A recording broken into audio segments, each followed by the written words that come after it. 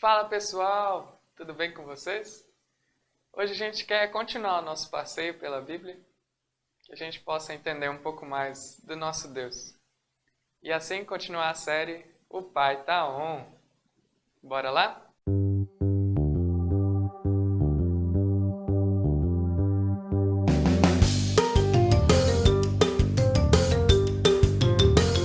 Jesus e os discípulos eles estavam caminhando tranquilos na cidade, quando eles encontram um homem cego. E aí os discípulos, curiosos, eles perguntam, mestre, no caso para Jesus, né? Quem é que pecou para que ele nascesse cego? Foi ele ou foi os pais dele? De quem é a culpa? E não sei vocês, mas geralmente quando a gente vê um problema, a gente logo quer saber de quem é a culpa. Talvez isso não aconteça tanto com vocês, mas com os pais de vocês, quando vocês aprontam, pode ter certeza que eles pensam. Então, por exemplo, eu vejo um vidro quebrado na cozinha. A primeira coisa que me vem na cabeça é, poxa, de quem é a culpa? Mas isso só trouxe para a gente refletir, porque a gente sempre pensa de quem é a culpa. É a nossa primeira reação. E aqui os discípulos perguntam então para Jesus. Eles veem o homem cego e perguntam, tá, mas Jesus, de quem vem a culpa para que ele nasça cego? E essa coisa de culpa a gente encontra lá desde o começo, lá no início, com Adão e Eva. Que Adão e Eva desobedeceram a Deus. E aí Deus encontra eles e pergunta, e aí Adão, o que aconteceu? E Adão diz, foi a mulher que tu me deu. Aí Deus pergunta para Eva, e aí Eva, o que houve? Ah, foi a serpente que tu criou. Ou seja, no final das contas, eles culpam a Deus pelo que aconteceu. E a resposta de Jesus para a pergunta dos discípulos, meus amigos, quebra as pernas de muita gente, principalmente as minhas. Jesus diz, nem ele nem seus pais pecaram, mas isso aconteceu para que a obra de Deus se manifestasse na vida dele. E se a gente parar para pensar nessa resposta de Jesus, Jesus não conta uma regra básica de que aquele cara ou os pais dele fizeram alguma coisa ruim e por isso que ele recebeu essa consequência ruim. Jesus não conta nenhum mecanismo de que Deus vai punir ou de que Deus vai castigar dessa forma. Jesus não está interessado sobre quem é culpado. Jesus está interessado no que Deus vai fazer a partir disso.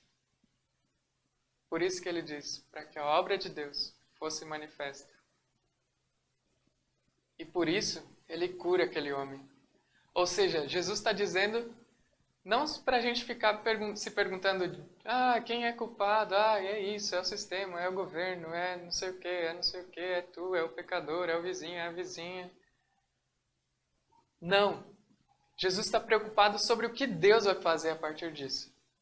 Sobre o que Deus pode fazer a partir disso. Em como Deus pode manifestar o reino dele a partir disso. A partir de um homem cego. Por isso Jesus cura esse homem. Para que Deus manifeste o reino dele. Para que toda a glória seja dada a Deus, o nosso Criador. Queria olhar com vocês agora a história de Lázaro. Quem nunca leu ou não sabe do que eu estou falando, dá uma olhada lá na Bíblia. Fica lá no livro de João, capítulo 11. A história de Lázaro e das irmãs dele. Já leu? Beleza. Maria e Marta, e praticamente todos que estão em volta de Jesus, sugerem que a culpa da morte de Lázaro é do próprio Jesus. Eles dizem que ele poderia ter feito algo para impedir a morte de Lázaro. Assim a gente vê a Marta dizendo para Jesus, no versículo 21, Senhor, se estivesses aqui, meu irmão não teria morrido. E a multidão que está ali em volta pergunta, ele que abriu os olhos do cego não poderia ter impedido que esse homem morresse? No versículo 37. Pessoas culparam ele, mas ele não está a fim de culpar ninguém. Ele quer ver como Deus pode se manifestar através disso. Como Deus pode mostrar a glória dele no meio de tudo isso. E o Deus Todo-Poderoso, que se fez carne e osso em Jesus de Nazaré, agora chora no túmulo de Lázaro. Então, como Jesus deveria lidar com Marta, com Maria, com os discípulos, com a multidão? Ele não diz assim, a culpa é de vocês pecaram, agora vocês têm que se arrepender. E com a autoridade que foi dada por Deus a ele, com algumas palavras, Deus ressuscita Lázaro. E ali o jogo vira.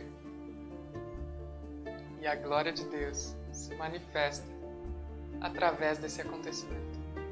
Semana passada eu falei que Jó, apesar do sofrimento, confiou em Deus.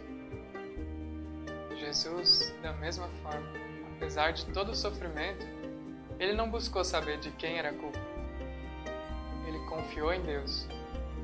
E a partir disso, ele manifestou o reino de Deus na terra e deu esperança às pessoas de uma futura, uma nova criação, de uma reconexão com Deus. Não buscar só de quem é a culpa por toda a pandemia, por todo o coronavírus. Assim como eu falei lá nas primeiras partes da série. Mas que a gente possa refletir o que nós, como cristãos, podemos fazer para que a glória de Deus se manifeste na nossa cidade.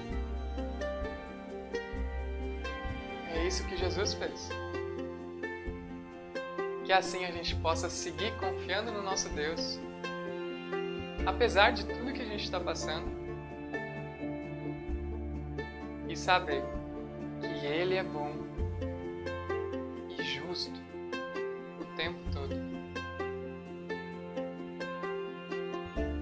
Que Deus abençoe vocês, meus queridos, e a gente se vê numa próxima parte. Valeu!